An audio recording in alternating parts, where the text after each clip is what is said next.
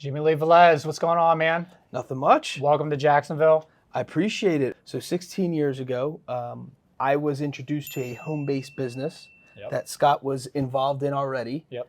And it was the About classic. 3 years in. Yeah. When you got rolling. A good friend of mine introduced me, so I went to Temple University. And while I was working part-time, a good buddy of mine, Gabe, introduced me to this business. And to be honest with you, outside of obviously our friendship that's still here and solid, was what I learned in that business is sort of what catapulted me into my career. Yeah, for in sure. Personal development. They had a stronghold on reading and listening to personal development material, self-help material. And a lot of that is what build very strong success habits, including 15 minutes of reading and 15 minutes of audio. And even though I'm no longer part of that business, I kept those habits for 16 straight years, year in and year out. And I still have a collection of over 500 self-help books in my house. Nice. I listen to about an hour to an hour and a half of personal development material on a daily basis. Well, at least I should say five times a week. But I'll tell you, the way I grew up, I wouldn't say I was a pessimist by any means, but I definitely wasn't. I remember you saying that. So I wasn't exactly. So I wasn't necessarily like, I would shoot ideas down. I think I was more of just, more leaned on the realist side of things. Never really, thought overly positive about things. And then I realized that mindset was everything, basically, through, personal development and reading and mentorship, really, right? Remember the quote, the battleground is the mind? That's right. Like, you hear these things. So 16 years ago, so I got that same business model you were talking about. I got started in 2003. And, I grew up poor. I did not have mentors. I was told to go to college, like a lot of people do, which is a good thing for people who are poor in the projects. It's better than not. Foundationally, network marketing is a great starting point, launch point, because of those things that you just talked about. The habits of reading every day, listening to positive things, whether it's back then with CDs. That's right. We don't have CD players anymore. We have a lot of podcasts. You have a podcast too, which we'll be getting into. For sure. And I remember getting books like Robert Kiyosaki, Rich Dad Poor Dad, and Who Moved My Cheese. Books that I wasn't exposed to as a kid or a teenager, and then you're reading these things for the first time, and it's just like your brain is like, this is phenomenal information. I never thought to think this way like an entrepreneur, because all I was told was you got to go to college and get a job, and then that's the path to success, where that is the path for a lot of people, but it's not the only path. And it may not be the best path for true financial independence or freedom, right? And that's the thing that I think you and I, we both strive for. We wanted financial freedom, independence, to be free in not just in financial matters, but in all aspects of life. And, we really hit it off back then, and, just been great seeing you grow to where you are today, because you've done a lot of things since then. I have. So tell us kind of where you want to start off at. You're actually extremely unique, because you're extremely successful in what you do with your career, but then you've done all these side hustles for a long time. Like, you've been doing a podcast that was, Apple ranked you guys one of the top podcasts for quite a while. Yeah. You have a lifestyle brand, you have audio, motivational, I don't even what do you even call that? Yeah, audio book, or you call it? A motivational mixtape. You have, just countless other things, right? Yeah. So where did your entrepreneurial story start? Did it start with that business model, or was there something before that? So both of my parents worked multiple jobs growing up to make ends meet. And one of the things that my dad did, the side hustle, the infamous side hustle of his, was, as he would call it, selling junk at the flea markets, right? And so he brought me along, I think maybe one time, and then all the other times I begged and asked to go with him. I was extremely intrigued with the business, really. It was getting stuff that was, it was a classic one man's trash is another man's treasure deal. Yeah. And I could not believe the flips my dad was making. And I remember this classic story. I was about 8 years old, and we were vendors, and we used to set ourselves up next to one of my dad's best friends, and they worked together. And so they always, we had to load up the two trucks, and we would park right next to each other. And so basically, if my dad had to, step away or, go to the concession stand, Vince was the gentleman next to us would stay. He's like, oh, you could look over your dad's stuff, and if anything needs to, any transactions need to take place, I'll take care of it. Fair enough. My dad's like, I'm going to go get us some sandwiches or whatever. It was like lunchtime or something. I was 8 years old, and Vince was busy with a customer, and somebody was asking me how much were these blinds. My dad was selling blinds, microwaves, all kinds of stuff, right? And so I sold these blinds. I made up a number. I think I said like $8. My dad was going to sell them for 50 cents. So it was already a funny story in itself, right? Yeah. So long story short, all of a sudden I sold a TV, I sold a microwave, I sold a VCR. This all happened within 20 minutes. My dad comes back and I hand him $120. Nice. And he's like, in 20 minutes you made $120. We've been here for 3 hours. I only made 100. Reminds me of Gary Vaynerchuk. One of the best minds out there when it comes to digital marketing. He started and doing that with flea markets as a kid. Yeah. What would you say? What were the greatest skills you learned? Being in that atmosphere with your dad selling. I just got the chills because I was just about to say being ice cold. And I mean that in a very deliberate way, meaning you cannot show emotion, really. Yeah. And that's what I learned. I didn't know as a kid. I remember walking around flea markets with my dad, and at the time we had Sega Genesis, the gaming system. And so I would go around, so my earnings, I would buy video games or trading cards, baseball or sports equipment, whatever. I basically blew my money there. And so that was another lesson that my dad taught me. But to go back on the ice cold vein, so to speak, was the emotion. So I'll never forget, I was walking around with my dad. We were done vending for the day, and he gave me my little $20. I was happy with it. I was like, I saw a game. That's a lot of money, man. Yeah, we're talking. How much commission is that? About 10%? About 10%. Yeah, not bad. Yep. So, and for an 8, 9, 10-year-old kid, that was awesome. Mm-hmm. Back then, we used to rent video games and movies on VHS. So that Blockbuster. was so I could knock out a lot with that money. Anyway, so I had previously I was walking around and I see the video game that I wanted, and so my dad's like, I know you keep talking about this video game. We packed everything up. We'll make that round. It looks like the gentleman's still there selling. So we go around, and I was so pumped. I was like, there it is, Dad. That's the game. That's the game I wanted. Da, da, da. I'm looking at my dad, and my dad turns red. Like, he's just pissed. I think I know where you're going. going. What are you doing? And I'm like, oh, yeah, this is it. And the guy's like, well, the guy just made up a number. Because in my mind, I'm like, I thought this was like $5 or $8. It was in that range. And I never forget, he was like, 12. Mm-hmm. He just like yelled out a number. I'm like, $12. I didn't want to spend more than half my money. I wanted to go home with $10 at least, right? So I told myself I'm going to spend 10 here and then go home with 10, show off to my older brothers. Look what your little brother did. What an accomplishment. My dad, we walk away and we go back. I'm like, Dad, what was that? And he's like, no, and I'm going to make, and I made sure that you also bought it. I made sure that you got ripped off. I'm like, ripped off? What are you talking about? Yeah. He's like, you never show your emotion when you're about to charge something or purchase something. Mm-hmm. That gentleman saw that you were so excited that no matter what number that was going to be, either you or his father was going to buy it because he wanted to make his kid happy. Yeah. And so although it was originally $8, he saw my excitement, charged me 12 and just said a number. I could have, brought it back down. I think I probably got it back down to 10, like negotiating, right? Mm-hmm. And then he's like, that is also true when we're selling. That's why I haven't allowed you to sell much past this point, is because you get very excited when we have a customer, and I'm trying to calm you down. And he's like, it's not rude, it's just a strategy. So you're not being cold towards people. You're just not showing so much emotion. You're smiling, you're being welcoming, right? It's just part of that business. Yeah. And I remember that was like one of the first things that I learned was from my dad, who was almost being ice cold. I got to teach my kids that. So we were at the mall the other day. Yeah. Are you familiar with what sleazies are? Yes. Yes. A little middle kiosk in the middle of the mall. Yeah. And we're going to another store, me and my two girls, and they see sleazies. Right. They get excited. Yes. They're like, Dad, sleazies is what we want. And that's what all the kids have. The lady who's running the kiosk, she comes around, right? She's like, oh, I'll give you a deal. They're normally $55. I'll sell you two for a $10 discount, two for $100.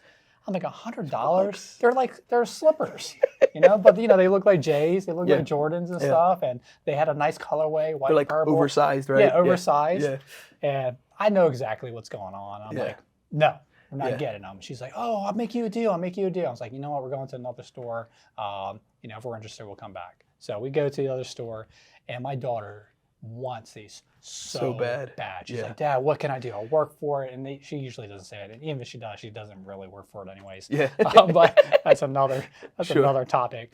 But so we come back out, and I really want them to get it because I haven't got them a lot for Christmas at this point. Yeah. But I know we're going to start negotiating. So again, I'm like, not that I'm the best negotiator by any means, but we walk by, and I'm not going to say anything. I'm going to let her come to me because I'm going to show my disinterest. Yeah. So sure enough, she comes up to me, act like I'm not really interested, and I think I got them down, not like for a whole lot less, but maybe like another 20 or 30% off. So I got them both for like $80. Yeah. So I say $20. But you also taught them a lesson. Yeah. For sure. For sure. Yeah. No doubt. So that's a great lesson, right? Yeah, no, absolutely. And and negotiation was another one with the flea market stuff. Obviously flipping items that we basically got for free. So I saw turn profit. I saw how to keep your emotions to the side, right? Yeah. And then the skill of negotiation. Also was saving my money and not blowing all my profits, because the first couple times my dad, shared some profits with me, I spent it there at the flea market. Oh, yeah. He's like, you just came home with absolutely nothing. And some of the toys I brought, I didn't test. The other thing is test the toys, because some stuff, no doubt. Not everyone's intentions are as good as yours at these swap meets or flea markets. And so they're selling broken items and they're not fully disclosing that they don't work. Mm-hmm. So you ask, you inquire about these things, right? And then the other thing that we never really talk about so much was my mom back in the day sold Mary Kay, which is like a makeup line, right? And it's a home-based business, that type of thing. She had her own little office. She would hold the parties, do that thing. That really impacted me because I remember seeing my mom and the hustle that she brought to the table on top of already working, a 9 to 5, then coming home and doing that. And then my dad working 2 jobs during the week and then selling, these things on the flea market, the side hustles. And so a lot of this was just the grind never stops. My parents taught me to hustle our tails off in a very positive, efficient, legal way. And so it impacted me because I was like, I got to do whatever whatever I can do to help the family is a mindset thing. And it wasn't even necessarily something they said. It was more that they showed us. Yeah. And they didn't say, oh, you have to work 5,000 hours a week to get whatever you want. No, they said work hard. You have to work hard. Yeah. And that might look different, I think, for everyone.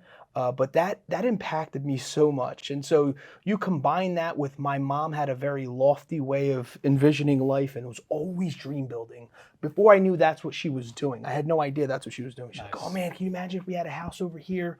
And what if you had like this job that paid so well? You can have 2 houses. You can have a beach house and a mountain house and your everyday residence. And she just always had our minds going. And then my dad had this childlike approach, like this attitude towards life that he just there was some form of comedy, and just he was very lighthearted. My father was very passive, and so you combine all these things, and then obviously I wanted to prove to the world and prove to myself that I can do this on my own. And so actually, not that it came naturally, I would say, to me, but it was in my blood. Yeah. And then you fast forward, already quote what's in my blood, and I'm introduced to the personal development industry, and all of a sudden I realize there's a saying out there that says pain is weakness leaving the body. So something to that extent. I've realized maybe I wasn't as well-rounded or maybe the best version of myself at that time, and I quickly realized learning all these new techniques and success methods, dealing with people in a whole other professional way, whereas before maybe at a flea market is not, it's way blue collar than some of the business deals that you need to do in corporate America. And so I was like blown away on the material that I learned, that dude, you're not as sharp as you think you are, right? You're not as tough and big bad as you think you are. There's a lot that you need to work on. And so that's what that business taught me. It was really teaching me about me and a lot of, the morphing and the metamorphosis that you go through. I just became a better person.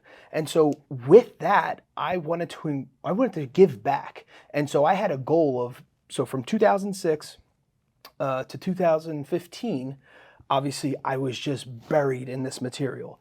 And I wanted to give back actually to the personal development industry. That was my goal. So 10 years was gonna pass. And I was like, I haven't contributed to a industry that is giving me so much. I've changed my entire life, exactly. Even my family. I've helped my brothers, my parents, everyone just think totally different. And so my gift, I went to give something back, so I went to write a book.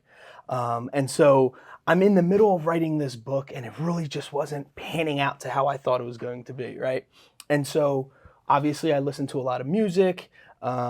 I love the motivational thing, and I said, music and motivation, how can we put a little mixtape together where I'm giving these inspirational talks, and then it was like hip hop beats in the background. And so it was very mellow. So it was called the Motivation Files. Motivation to Master Your Day was what I put out. So 2015, I came out with it. And How long? Yeah, 2015. Yeah. Wow. Yep. And it went on Apple Music, got ranked for I think maybe 30 minutes. But it was one of those things where I felt that I was finally giving back. And then the feedback that I received on multiple accounts, whether it was childhood friends, relatives, family friend, whatever it was, it already had impacted people that they were so proud of me, just that I was able to basically make something out of nothing with this particular content. And so from there, I was like, oh, my book is going to make way more sense. So I basically grabbed, so it's 13 tracks on the Motivation Files. I grabbed all 13 of those tracks, made them chapters. So I had a 13 chapter book. The book was not well written. It was written by yours truly. Did not get edited, got edited by yours truly. And so, it's good to have confidence, but there's also there's a level of ignorance that you have to marry up with. Sure. But the fact that you did that, not only did you write a book, but you did something how many other, I can't even think of anyone off the top of my head who did something similar with making a mixtape with beats of your book, right? That's phenomenal. I can't think of anyone else who's done something like that. It was gratifying. The other thing was so social media obviously was well on its way. It's about a decade in at that point, right? And having friends and family share my tracks on their Facebook accounts or whatever it was, it was so rewarding. And so that's where it just kept, and that kept trickling. So it was like, how can I continue to give back? Which led into the Rotated Views podcast. Did you know you were going to do the podcast before the audiobook? I did. All right. So you have, which is phenomenal. Thank you you've had me on as a guest. That's right. A handful of times, and it's just phenomenal. So you got the whole Velez brothers, right? That's right. Hector, Miguel. You had your cousin on there for a cousin minute. Manny was on there. Your best friend Gabe. And Gabe. Who introduced you to how we met. Yes. It's because of Gabe. So what's the origin story? I know you're just kind of getting into it. So kind of unfold that. Right after I got married, so we're talking about, shout out to Kelly. Love you, girl. How many years now? 20. We just had our 10-year anniversary. Phenomenal. A couple kids too. A couple boys. James and Cade. It's funny. It's like, dude, it's like when I met you, you were a college student. Right? Yeah. You're a college student at Temple. That's right. Now we're like, you're not 40 yet, but you're like this grown dude now, professional, kids, did all this stuff. It's just crazy how fast time goes by. Phenomenal. So Gabe and I obviously maintain that relationship. And right around, me and my wife getting married, me and Gabe were always talking about starting a podcast. We never, pulled the trigger just yet, but we're always talking about it. So what happened was my brothers and Gabe and myself and Manny, we'd always congregate around a fire pit and we smoke cigars. And so while we're smoking cigars, we would get into really good conversation, like life-changing, great advice, that type of thing, and sharing with each other. It's a real cool camaraderie. And we always kept saying, we should capture this, whether it was video or audio. And that was the actual origin. And so fast forward 4 years of us just talking smack, saying we're going to do something and didn't really do it. And then finally I came out with that mixtape and I realized, so we started making connections with the audio. and getting on Apple and iTunes and this thing. So I was like, Gabe, I think we could do this. I think it's studying a little bit here and there, but I think we could do the podcast. So we pulled the trigger on the podcast. We did our research. At that time, I think it was only like 250,000, which sounds crazy, but podcast. And the best time to launch a new episode was a Tuesday. And you should have, maybe 5 to 10 episodes on deck before you release your first. So we're doing all this research. We finally do it, and we have to come up with a name. We didn't want to pigeonhole ourselves with baseball of the year topic or whatever it was. So we called it the Rotated Views Podcast. So literally we would go around the horn and everyone would give their opinion on a topic. So we called it the Rotated Views. It's your view, perspective on life. And what's the tagline? Life from various perspectives? Life from various perspectives. Yep. So once we blew out the content of that, so maybe about 2 years in, we're like, oh my gosh, we don't know what to talk about anymore. It was the funniest thing. We had plenty to talk about, but for some reason, we almost had like brain freeze, like a writer's block type of thing. And then we started introducing guests. And the second we started introducing guests, it took off. Because it was us truly interacting with real business owners who had real content, who had real problems that they were presenting and real solutions all at the same time. And so the Rotated Views podcast was launched for 2 years. And then while we were doing that, I realized I was living a specific lifestyle that was always getting questioned in the interviews, a positive lifestyle, saying, you're always uplifting, you're always positive, you're a church-going man, a family man. Obviously, you like to keep those who you love around you through this podcast. And I was asked, what's the definition of success? I was on a little radio show promoting the Motivation Files. And I said, well, I don't want to define the word success because I firmly believe, and I still believe this, by the way, it's very different for everyone. I think we all define success a little bit differently. So I said, but I can share what it means to be blessed. And he goes, interesting, go ahead. I said, faith, hard work, and gratitude. And it flew out of my mouth that fast. Wow. Faith, hard work, and gratitude. And so, bang, there was the birth of the Blessed Lifestyle Brand. And I spell blessed, BL3SSED. And the number 3 stands for faith, hard work, and gratitude. And that was launched in 2018. And so while we have this attention of the world, so to speak, through the Rotated Views podcast, we made the Blessed Lifestyle Brand a sponsor of the Rotated Views podcast. We combined everything. We then shot the Rotated Views podcast into my brother's barbershop to give him promotion. Awesome. And then we launched a YouTube channel off of it. So we're kind of all intertwining. Blessed. You won like an award, right? Yes. Similar to did Rotated Views win an award, or was that just Blessed? It was just Blessed. Okay. It was for Entrepreneur of the Year. Yeah. So we won 2 years back to back with that. Oh, back to back? Yeah. Yeah, man. Yeah, and I was in the go for the 3rd year, but it was interesting. I didn't know I was until like 2 days before like the final time you can cast in your votes. So we did not promote it at all. Anyway, that's a whole. It would have been cool though if I got it 3 years in a row. The number 3, we had that thing going for us. But it was really, honestly, it was kudos to everyone around us who was supporting our movement. It had nothing to do. It was Entrepreneur of the Year, but it was really, I think, Lifestyle Brand of the Year, and that was all because how I launched the Lifestyle Brand. When we launched, we didn't ask anybody for a penny. We donated thousands of dollars worth of merch, and the only thing that we asked in return was for a picture of somebody wearing. So I'd give you a Blessed shirt, and it was like, it's all yours. Just take a picture of it and send it to me. So that was my gift back, and I would use that as promotion. The other thing was high quality. I wanted to make sure we had high quality materials. So if you get all the feedback from all the Blessed customers, I guess you would say, they're always saying it's the most comfiest shirt or a hoodie, whatever. The hat's fire because of X, Y, and Z. So I pride myself in quality. And then the third component was that a portion of the proceeds were donated to various charities.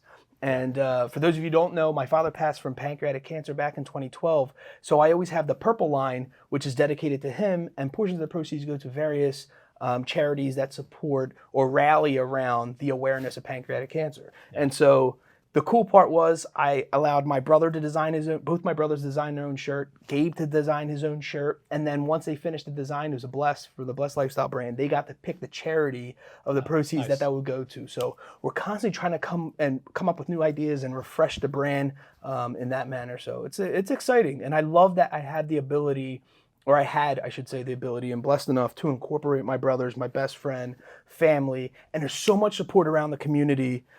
You'd be shocked, and it's very cool because even just going to the Christmas lighting ceremony recently that we went to, I saw 2 people at the Christmas rocking Bless hoodies. So it's like it's still going around. It's pretty cool. Mm-hmm.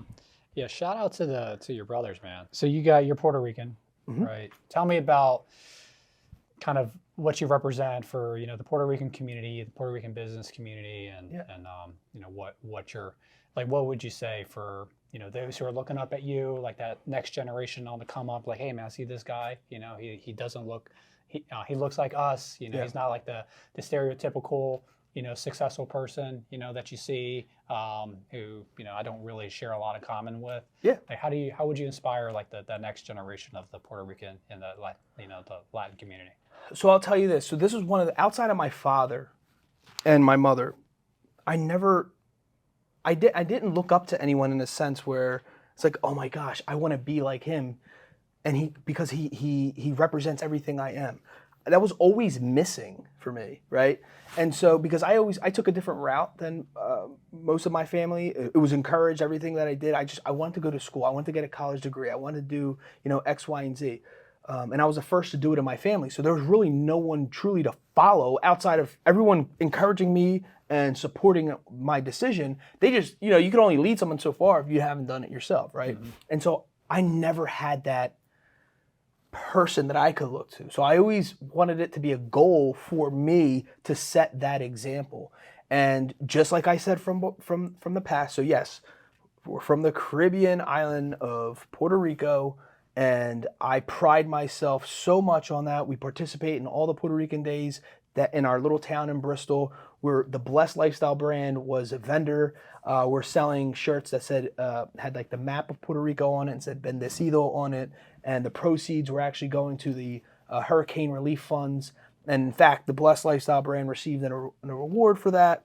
And it wasn't about the recognition. It was going back to being a contribution.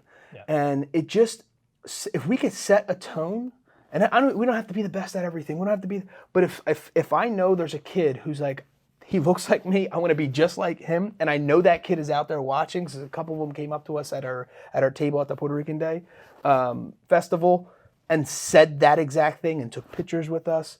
I know that kid's watching, and I want to be what I always wanted. Right, I want to be for them what I always wanted in, like a business, person or something like that. So it's very valuable to me. And not only that, I have nieces and nephews that naturally are going to look up to me just because I'm their uncle, right? And so I don't want that. I don't want them to outgrow that. And so I'm challenged outside of my 2 sons, which I'm really, putting all this together for. I don't want that to go away. And so, yes, my heritage is very important to me. And it's extremely critical that I continue to set, and me and my brothers continue to set the tone for that. You got your kids on your podcast too, That's right? I don't know if you have your youngest yet, but yeah, here, all of them. Oh yeah, all of them. So That's both awesome, my kids man. were featured on that. If you look at the motivational mixtape, the last one in 2018 release titled Unleashed, it's one of the tracks featuring my son James. Yeah. And actually the first one, which was dedicated to my dad, the Purple Night, he's even featured it. We got like an old VHS recording of like a Christmas of one of us opening up gifts or something, captured that sound bite, put it into the track. So yeah, I try to incorporate our family as much as possible. Yeah, They're a part of this as much as, I'm a part of them. Yeah. All right, I'm going to change this up a little bit, right? I know you spoke about this a lot, but your real name is Jimmylee. My real name is Jimmylee. Right. Yes. How Jimmylee? It's not Lee's not your middle name. Your That's correct. Full name is Jimmylee. That's correct. That's unique, right? Yeah. Would you say that has helped you in your career, having a unique name like that? I think it could go both ways. I think it's one of those names where it's easily identifiable. Yeah. And so luckily in my case, it's been identifiable in positive ways. But if you're the Jimmylee that's doing not so good things, they know exactly who you are, and you really can't run away from that. So my brother Miguel, my brother Hector, My brother Jimmylee. Same parents, same everything. Yeah. Um, What is your middle name? I don't have a middle You name. don't have. So my first name is Jimmylee. Jimmylee, all one word, and my last name is Velez. Yeah, I don't have a middle name. My mom thought that giving me a middle name, which would have been Holt, Holt, would have been too much of a mouthful. That my first name was already enough. So, but I always get on her as like I could have called myself the Incredible Holt. Like I could have ran with that thing. Dude, you know what I yeah. mean? That would have been nice. But yeah, so that was off of a name from General Hospital back in the 80s. Apparently there was a character by the name of Jimmylee Holt. Okay. Awesome. So what's in the future for you, man? So the Blessed Lifestyle brand is still here, and we just launched brand new products, so we're still doing that. We want to expand it. So my biggest push in the last 2 years is that we're not a t-shirt company. This is a lifestyle brand. Yeah. And so we're looking forward to holding events and coming out with additional products. And if there is any other product to be launched, it's going to be under the umbrella of the Blessed Lifestyle brand. Okay. So, for example, we had already had the motivational mixtape launched prior to Blessed. So we launched it under its own, name. But if anything under that educational, it will be launched under the Blessed Lifestyle brand. We just launched our YouTube channel for the podcast. What I want to come out ultimately is a product/book to be honest with you, I'm going to keep it 100%. It's really for my sons, but I'm going to release it. The purpose of me wanting to put this together is to teach them, to guide them, and show them the way. Yeah. So there's a lot coming. So we're excited. Awesome, man. Hey, it's good stuff. Yeah, I'm just proud of you. Just seeing, like I said, you were like this college kid when we first met back in the day. Now right. You're a successful career dude, entrepreneur, family man with the kids. Man, Appreciate I'm just it. proud of you, like completely. Thanks for coming here to Jacksonville, to my city. We got a lot of stuff in store, and can't wait to see what the future has for you, bro. I appreciate it, man. I feel blessed. Thank you. Yeah, man.